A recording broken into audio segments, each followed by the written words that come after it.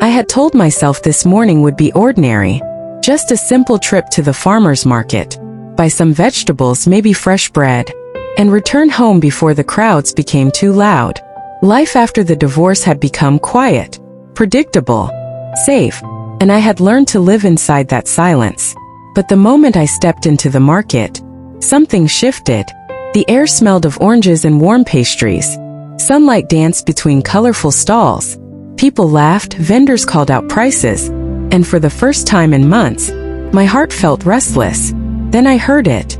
A soft laugh, gentle, familiar, a laugh that once filled my mornings with warmth. I froze, and slowly I turned. There she was, Erin, standing near a stall of sunflowers, looking almost the same, yet somehow different. For a moment the world disappeared. The noise faded, the crowd vanished, and it felt like time folded in on itself. "Margaret," he said softly. Hearing my name from his lips again felt like opening an old letter I had never truly finished reading. "I didn't expect to see you here," I said, and it was true. 2 years had passed since the divorce. 2 years of silence. 2 years of pretending certain people no longer existed. We stood there unsure how to move, like strangers carrying shared memories. "I come here sometimes," he said, but I could tell he didn't. Not really. There was an awkward pause, the kind filled with things left unsaid. Regret, nostalgia, questions without answers. "Would you like to walk?" I asked gently. I expected him to say no. I expected boundaries, distance, but he nodded. And just like that, we were walking side by side again, between colorful fruits and fresh flowers, between past and present. We talked about simple things, work, weather, gardens, but beneath every word was something deeper, something dangerous.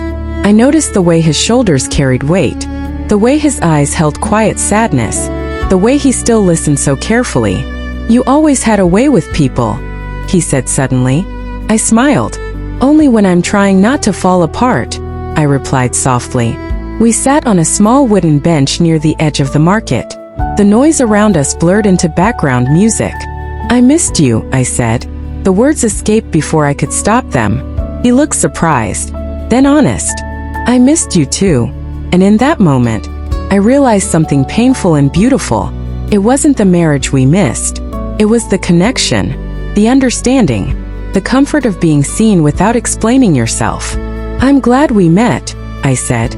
"So am I," he replied.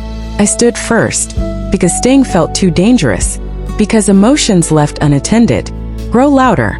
"You should go," I told him, not because I wanted him to leave, but because I wasn't ready for what staying might awaken.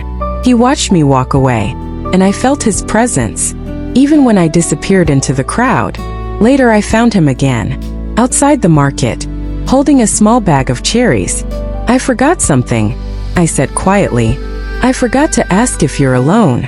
He hesitated, then said, "I am." So was I. And suddenly, that truth felt heavier than any silence we had shared. "I don't know what this means," he admitted. "Neither do I," I replied.